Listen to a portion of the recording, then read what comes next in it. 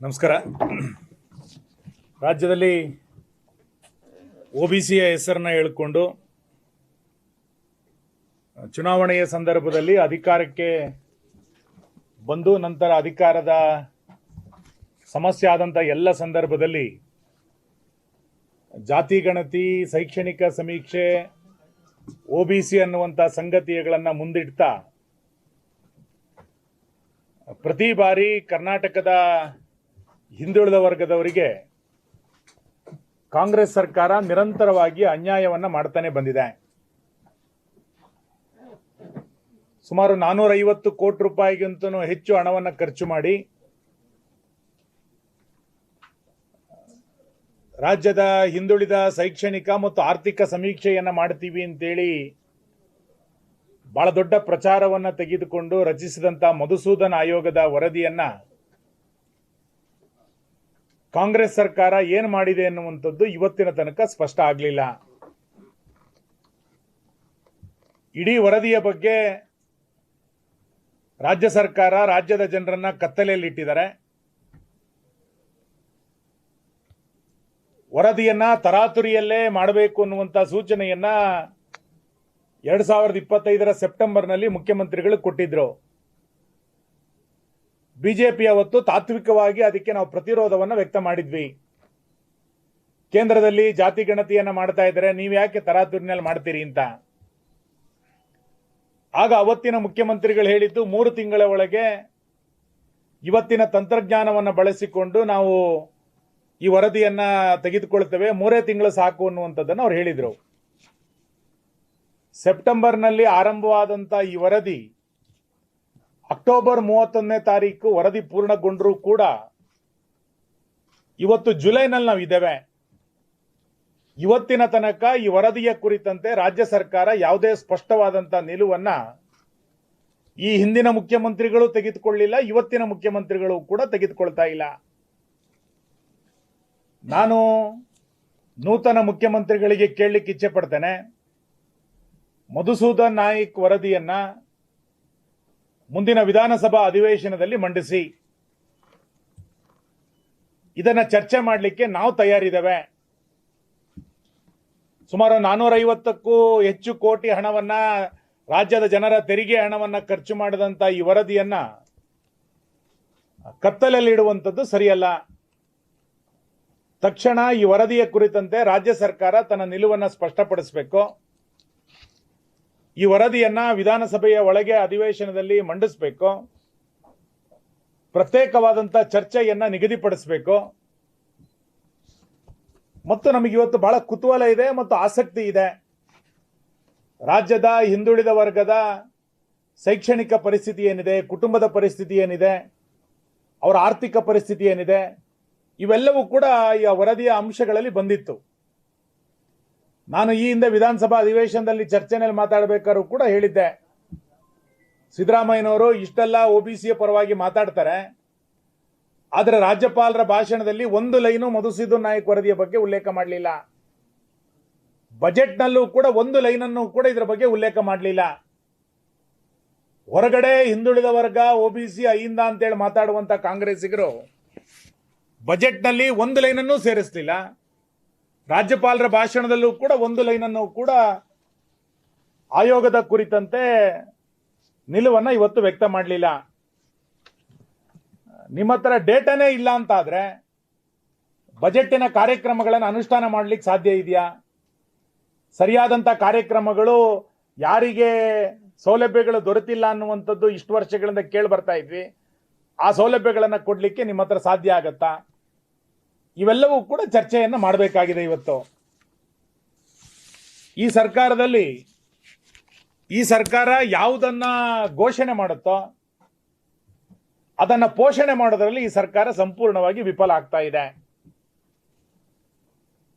ಸಿದ್ದರಾಮಯ್ಯನವರು ತರಾತುರಿಯಾಗಿ ವರದಿಯನ್ನ ಸ್ವೀಕಾರ ಮಾಡಿದ್ರು. ಈ ಹಿಂದುಳಿದ ವರ್ಗದ ವರದಿಯ ಕಥೆಯನ್ನ ಕಾಂಗ್ರೆಸ್ಸಿಗರು ಹೇಗೆ ಮಾಡ್ತಾರೆ ಅಂತ ಕೇಳಿದ್ರೆ, ಕಾಂತರಾಜು ವರದಿಯನ್ನ ಹಿಂದಿನ ಮುಖ್ಯಮಂತ್ರಿ ಸಿದ್ದರಾಮಯ್ಯನವರು ಮಾಡಿದ ನಂತರ ಆ ವರದಿಯನ್ನ ತಗೊಳ್ಳೇ ಇಲ್ಲ. ಅದಾದ ನಂತರ ಜಯಪ್ರಕಾಶ್ ಹೆಗಡೆ ವರದಿಯನ್ನ ಕ್ಯಾಬಿನೆಟ್ಟಿಗೆ ತಂದರೂ ಕೂಡ ಕ್ಯಾಬಿನೆಟ್ಟಿನ ಸಹೋದ್ಯೋಗಿಗಳು, ಇವತ್ತಿನ ಮುಖ್ಯಮಂತ್ರಿಗಳು ಉಳಿದಂಥವ್ರು ವಿರೋಧ ಮಾಡಿದ್ರು ಅನ್ನುವ ಕಾರಣಕ್ಕೆ ಕ್ಯಾಬಿನೆಟ್ ಅಲ್ಲಿ ಇದನ್ನು ಚರ್ಚೆ ಮಾಡಿ ಇದನ್ನ ಸಾರ್ವಜನಿಕವಾಗಿ ಇದನ್ನು ಬಿಡುಗಡೆ ಮಾಡ್ಲಿಕ್ಕೆ ಹಿಂದೇಟ್ ಹಾಕಿದ್ರು. ನಂತರ ರಾಹುಲ್ ಗಾಂಧಿ ಅವರು ಹೇಳಿದ್ರು ಅನ್ನುವ ಕಾರಣಕ್ಕೆ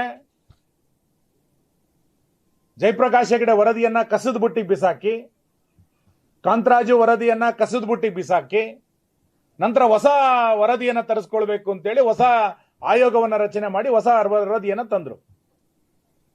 ನಾನು ಈಗಲೂ ಹೇಳ್ತೇನೆ, ಶಿವಕುಮಾರ್ ಅವರ ಬೆಂಗಳೂರಿನ ಘನತ್ಯಾಜ್ಯದ ವಿಲೇವಾರಿಯಲ್ಲೂ ಕೂಡ ಈ ವರದಿ ಬೀಳುತ್ತೆ. ಕಸ ವಿಲೇವಾರಿಯಲ್ಲಿ ಮಧುಸೂದನ್ ನಾಯಕ್ ವರದಿಯೂ ಕೂಡ ಸೇರ್ಕೊಳ್ಳುತ್ತೆ. ಯಾಕೆಂದ್ರೆ ಇವ್ರಿಗೆ ಯಾವುದೇ ರೀತಿಯಾದಂತಹ ಬದ್ಧತೆಯೂ ಇಲ್ಲ, ಆಸಕ್ತಿಯೂ ಇಲ್ಲ, ಇಚ್ಛಾಶಕ್ತಿಯೂ ಕೂಡ ಇಲ್ಲ ಇದ್ರ ಸಂಬಂಧಪಟ್ಟಂತೆ.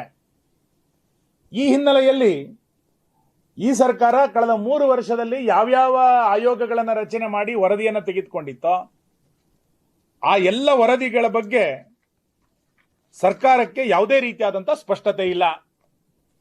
ಉದಾಹರಣೆಗೆ ಕೆಂಪಣ್ಣ ವರದಿ ತಂದ್ರು, ಸ್ಪಷ್ಟತೆ ಇಲ್ಲ.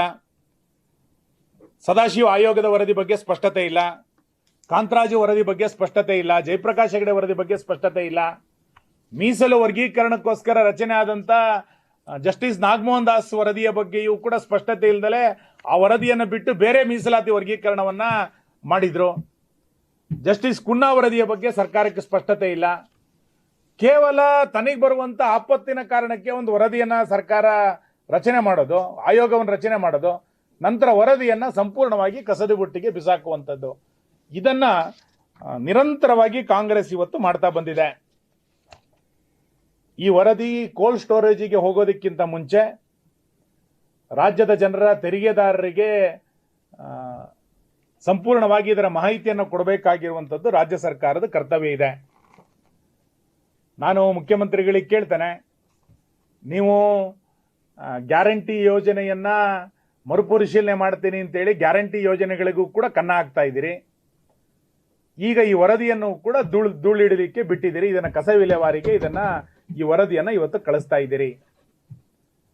ಅವತ್ತು ಜಯಪ್ರಕಾಶ್ ಹೆಗಡೆ ವರದಿಯನ್ನ ವಿರೋಧ ಮಾಡಿದಂತ ಅವತ್ತಿನ ಉಪಮುಖ್ಯಮಂತ್ರಿಗಳು ಇವತ್ತು ಕಾಂತರಾಜ್ ವರದಿ ಎಲ್ಲಿದೆ, ಕಾಂತರಾಜ್ ವರದಿಯ ಸ್ಥಿತಿಗತಿಗಳೇನು, ಇದರ ಆಯಾಮಗಳಲ್ಲಿ ಸರ್ಕಾರದ ನಿಲುವುಗಳೇನು ಅನ್ನುವಂಥದ್ದನ್ನ ಇವತ್ತಿನ ಮುಖ್ಯಮಂತ್ರಿಗಳು ಸ್ಪಷ್ಟ ಮಾಡ್ತಾರ?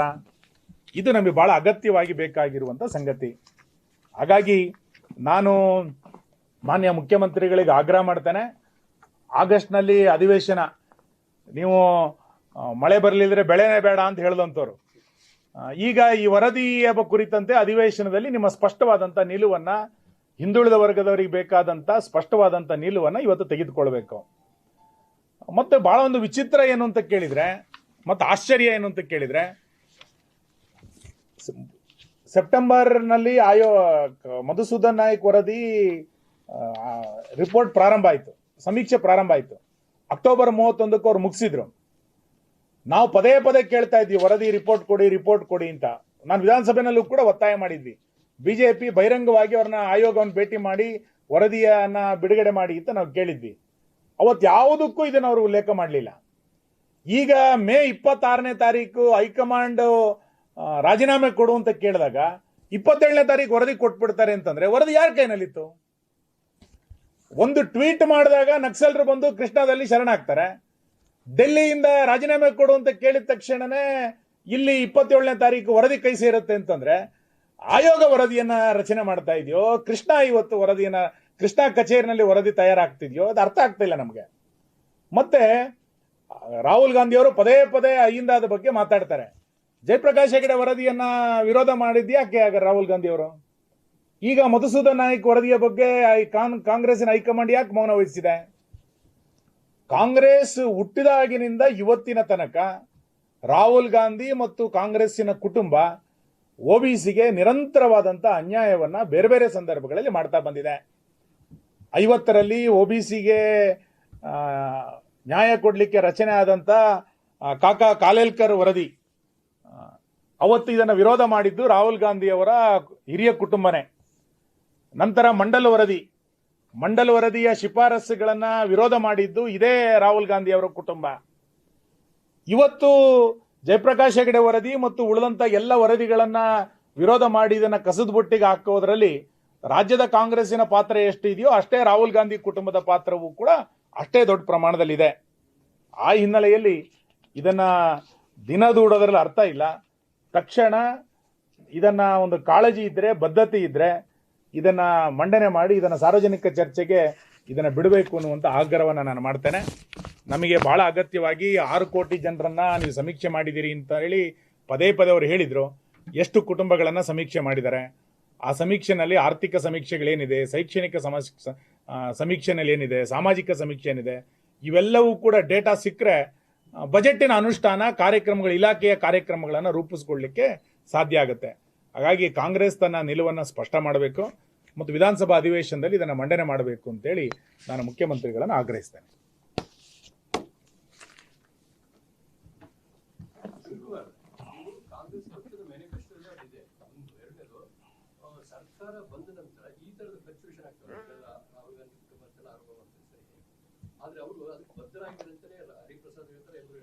ಬದ್ಧ ಹೆಂಗಾಗ್ತಾರೆ?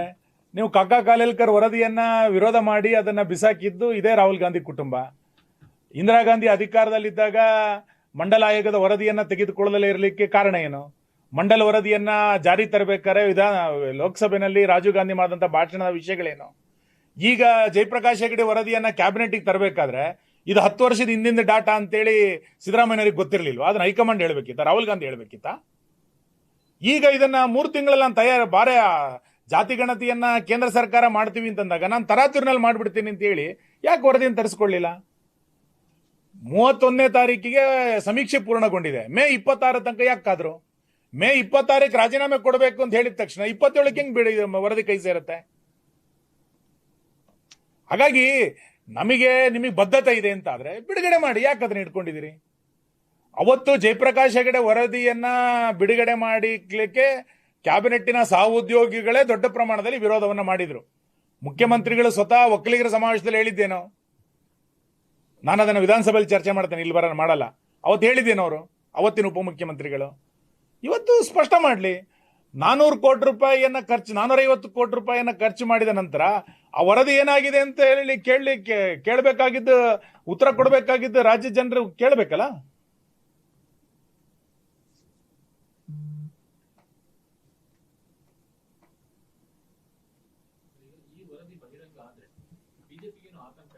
ಬಿಜೆಪಿಗೇನು ಆತಂಕ ಇಲ್ಲ. ಬಿಜೆಪಿ ಪ್ರಶ್ನೆ ಅಲ್ಲ ಇಲ್ಲಿ. ಹಿಂದುಳಿದ ವರ್ಗದ ಸಿದ್ದರಾಮಯ್ಯನವ್ರು ನಾವೇನೋ ಹೇಳಿದ್ವಿ, ಜಾತಿ ಗಣತಿಯನ್ನ ಮಾಡಲಿಕ್ಕೆ ಹಕ್ಕು ರಾಜ್ಯ ಸರ್ಕಾರಕ್ಕಿಲ್ಲ, ಕೇಂದ್ರ ಸರ್ಕಾರಕ್ಕೆ ಮಾತ್ರ ಇರೋದು ಅಂತ ನಾವು ಹೇಳಿದಾಗ ಇದು ಜಾತಿ ಗಣತಿ ಅಲ್ಲ, ಇದು ಸೋಷಿಯಲ್ ಎಕನಾಮಿಕ್ ಸರ್ವೆ ಅಂತ ಹೇಳ್ತಾ ಇದ್ರು. ನೀವು ಸ್ಪಷ್ಟ ಮಾಡಿ ಅಲ್ಲ, ಎಷ್ಟು ಹಿಂದುಳಿದ ವರ್ಗದ ಜಾತಿಗಳಿಗೆ ನ್ಯಾಯ ಸಿಕ್ಕಿದೆ? 181 ಒಬಿಸಿ ಪಟ್ಟಿನಲ್ಲಿರುವಂತಹ ಜಾತಿಗಳಲ್ಲಿ ಎಷ್ಟು ಜಾತಿಗಳಿಗೆ ಸರ್ಕಾರಿ ಉದ್ಯೋಗಗಳು ಸಿಕ್ಕಿದೆ, ಎಷ್ಟು ಜನ ಉದ್ಯಮಿಗಳಿವೆ, ಇವೆಲ್ಲವೂ ಸಮೀಕ್ಷೆಯಲ್ಲಿ ಬಂದಿರಬೇಕಲ್ಲ. ಇದು ಬಹಿರಂಗ ಆದ್ರೆ ತಾನೇ ಸರ್ಕಾರದ ಕಾರ್ಯಕ್ರಮಗಳು ರೂಪುಗೊಳ್ಳಲಿಕ್ಕೆ ಸಾಧ್ಯ ಇದೆ. ಇದು ಯಾವುದು ಬಹಿರಂಗಗೊಳ್ಳಲಿಲ್ಲ, ಈ ಡೇಟಾನೇ ಇಲ್ಲ ಅಂತಂದ್ರೆ ಸರ್ಕಾರದ ಕಾರ್ಯಕ್ರಮಗಳು ರೂಪುಗೊಳ್ಳಲಿಕ್ಕೆ ಹೇಗೆ ಸಾಧ್ಯ ಇದೆ? ಭಾಷಣದಲ್ಲಿ ಒಬಿಸಿ, ಅಲ್ಲಿ ರಾಹುಲ್ ಗಾಂಧಿ ಅವರು ಒಬಿಸಿ ಅಂತ ಮಾತಾಡೋದು, ಇವರು ಅಹಿಂದ ಅಂತ ಮಾತಾಡೋದು. ಸಿಕ್ಕಿದ್ದೇನು ಅಹಿಂದಕ್ಕೆ ಅಂತ ಕೇಳಿದ್ರೆ ಅಹಿಂದಕ್ಕೆ ಏನೂ ಸಿಗ್ಲಿಲ್ಲ. ಬಿಡುಗಡೆ ಮಾಡಿ. ಒಕ್ಕಲಿಗ ಸಮುದಾಯ ಮತ್ತು ಲಿಂಗಾಯತ ಸಮುದಾಯವನ್ನು ಆಪೋಸ್ ಮಾಡಿದ್ರು. ಅಂದ್ರೆ ಈಗ ವರದಿ ಸರಿಯಾಗಿ ಆಗಿದೆ ಅಂತ ನಿಮ್ಗೆ ಅನ್ಸುತ್ತಾ? ಮತ್ತೆ ಆ ಸಮುದಾಯಗಳ ಬಗ್ಗೆ ನಿಮ್ಮ ನಿಲುವೇನು?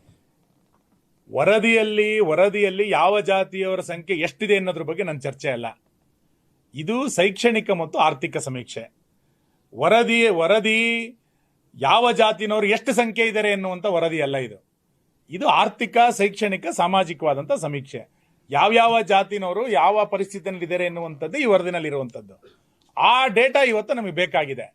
ಮತ್ತು ಯಾವುದೋ ಜಾತಿಯ ಸಂಖ್ಯೆಗಳು ಏರುಪೇರಾಗಿದೆ ಎನ್ನುವ ಕಾರಣಕ್ಕೆ ಅವರು ಅದನ್ನು ವಿರೋಧ ಮಾಡಿರ್ಬೋದು. ನಾವು ಅದನ್ನು ಬಹಳ ಸ್ಪಷ್ಟ ಮಾಡಿದ್ವಿ. ಇದನ್ನ ಸಮೀಕ್ಷೆಯನ್ನು ಸರಿಯಾಗಿ ಮಾಡಿ ಅಂತಲೂ ಕೂಡ ಹೇಳಿತ್ತು. ನೀವು ವರದಿನಲ್ಲಿ ನಾನು ಅದನ್ನೇ ಹೇಳಿದ್ದು, ಜಸ್ಟಿಸ್ ನಾಗಮೋಹನ್ ದಾಸ್ ವರದಿ ಮೀಸಲು ವರ್ಗೀಕರಣದ ಮಾಡಿದಾಗ ಅವ್ರು ರೇಷಿಯೋ ಏನು ಕೊಟ್ಟಿದ್ರು? ಕ್ಯಾಬಿನೆಟ್ಗೆ ಜಸ್ಟಿಸ್ ನಾಗಮೋಹನ್ ದಾಸ್ ಕಮಿಟಿ ವರದಿ ಕೊಟ್ಟಿದ್ದೇನೋ, ನಂತರ ಕ್ಯಾಬಿನೆಟ್ ಮಾಡಿದ್ದೇನೋ, ಅಂತರ ಅನುಷ್ಠಾನ ಮಾಡಿದ್ದೇನೋ? ಇಷ್ಟೆಲ್ಲ ಇವತ್ತು ದಲಿತರ ನಡುವೆ ಗೊಂದಲ ಮೂಡಲಿಕ್ಕೆ ಯಾರು ಕಾರಣ? ಅಂದ್ರೆ ತಾನು ಏನೋ ಒಂದು ಮಾಡ್ಲಿಕ್ಕೋಸ್ಕರ ಒಂದು ಆಯೋಗ ರಚನೆ ಮಾಡ್ಬಿಡೋದು, ವರದಿ ತೆಗೆದುಕೊಂಡು ಬಿಡೋದು.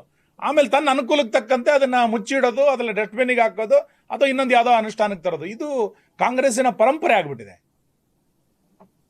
ಶಿವಕುಮಾರ್, ಇವರು ಸರ್ಕಾರಗಳು ನಾನು ಹೇಳಿದ್ರು ಕಾಂಗ್ರೆಸ್ ಅಂತಲ್ಲ, ಅವರು ವರದಿ ತಗೊಳ್ಳೋದು ಅವರ ಮೂಗಿನ ಮೇಲೆ. ಯಾಕಂದ್ರೆ ಆಗ ಅಂಕಿಅಂಶ ನಿಮಗೆ ಆರ್ಥಿಕ ಶೈಕ್ಷಣಿಕ ಸಮೀಕ್ಷೆ ಬರಲ್ಲ ಅಲ್ಲಿ. ಆದ್ರೆ ಅವರು ಲೀಕ್ ಮಾಡೋದೇನಂದ್ರೆ ಅಥವಾ ಹೊರಗಡೆ ಬರ್ತಕ್ಕಂಥದ್ದೇನಂದ್ರೆ ಇಷ್ಟು ಸಂಖ್ಯೆ ಇದೆ, ಅಲ್ಲಿ ಉದ್ದಟ ಸರ್. ನಾವು ಜನಸಂಖ್ಯೆ ಎಷ್ಟಿದೆ ಅನ್ನೋದ್ರ ಬಗ್ಗೆ ಕುತೂಹಲದಲ್ಲಿಲ್ಲ. ನಾವು ಒಟ್ಟು ಹಿಂದುಳಿದ ವರ್ಗದವರ ಪರಿಸ್ಥಿತಿ ಏನಿದೆ ಅದ್ರ ವರದಿ ಬೇಕು ಅನ್ನುವಂಥ ಕುತೂಹಲದಲ್ಲಿದೆ.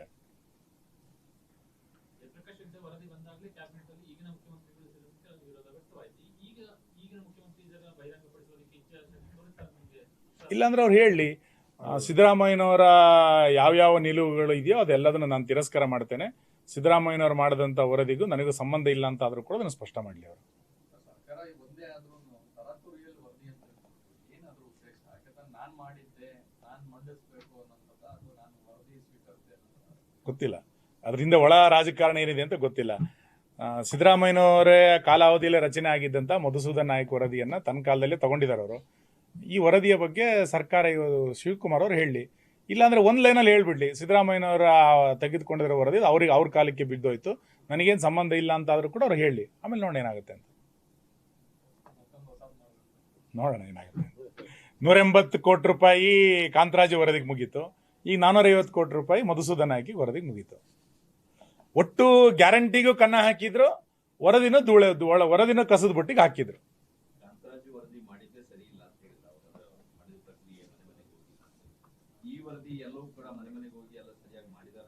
ಅಲ್ಲ, ಆಯೋಗ ಅದನ್ನ ಹೇಳಿತ್ತು, ನಾವು ತಂತ್ರಜ್ಞಾನವನ್ನು ಬಳಸ್ಕೊಂಡು ಮಾಡಿದ್ದೇವೆ, ನಾವು ಎಲ್ಲ ಮನೆಗಳಿಗೆ ಹೋಗಿದ್ದೇವೆ, ಸುಮಾರು 6-7 ಲಕ್ಷ ಮನೆಗಳು ಬೀಗ ಹಾಕಿತ್ತು, ನಾವು ಮಾಡಿಲ್ಲ ಅನ್ನೋಂಥ ಡಾಟಾ ಅದರಲ್ಲಿದೆ. ನಾನು ಡಾಟಾಕ್ಕೆ ವಿವರಕ್ಕೆ ಹೋಗಲಿಲ್ಲ, ಅದು ಹೇಳಿದೆ.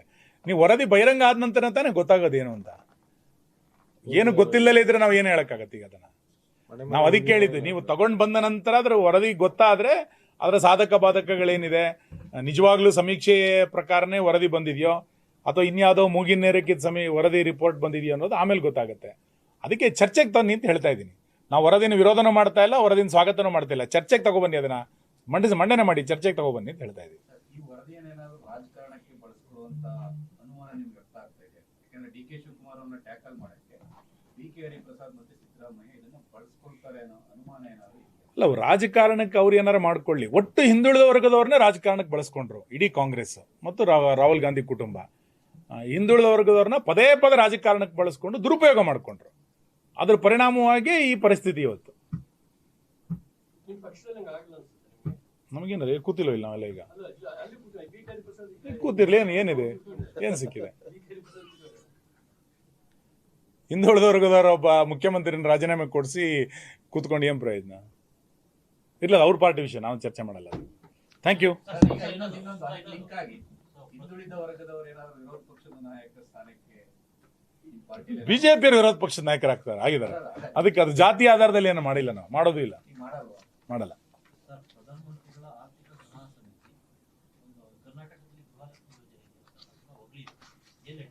ಗೊತ್ತಿಲ್ಲ, ವರದಿ ನೋಡಿಲ್ಲ. ನಾವೆಲ್ಲಿ ಮಾಡಿದಿರಿ ನೋಡ್ರಿ, ನೋಡಿ ಇಲ್ಲಿ ಬಹಳ ಸ್ಪಷ್ಟ ಇದೆ, ಬಹಳ ಸ್ಪಷ್ಟ. ಇವತ್ತು ನಾನು ಕ್ಲಿಯರ್ ಮಾಡ್ತೀನಿ.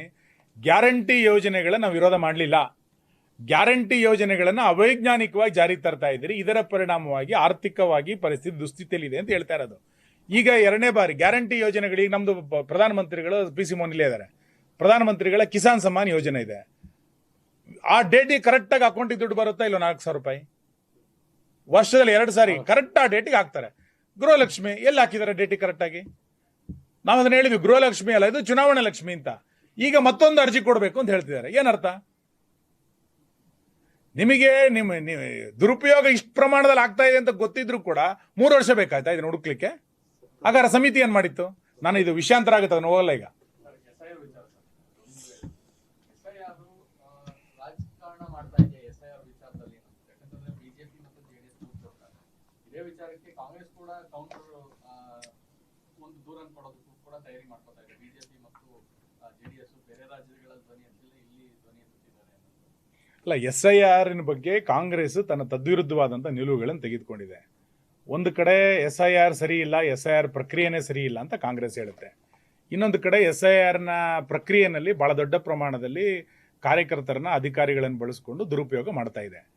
ಕಾಂಗ್ರೆಸ್ಸಿಗೆ ಚುನಾವಣಾ ಆಯೋಗದ ಮೇಲೆ ನಂಬಿಕೆ ಇಲ್ಲ, ಕಾಂಗ್ರೆಸ್ಸಿಗೆ EVM ಮಿಷನಿನ ಮೇಲೆ ನಂಬಿಕೆ ಇಲ್ಲ, ಕಾಂಗ್ರೆಸ್ಸಿಗೆ ಮತದಾರರ ಪಟ್ಟಿ ಮೇಲೆ ವಿಶ್ವಾಸ ಇಲ್ಲ. ಇನ್ನು ಒಂದು ಹೆಜ್ಜೆ ಮುಂದೋದ್ರೆ ಕಾಂಗ್ರೆಸ್ಸಿಗೆ ಮತದಾರರ ಮೇಲೆ ನಂಬಿಕೆ ಇಲ್ಲದಂಥ ಪರಿಸ್ಥಿತಿ ಇದೆ.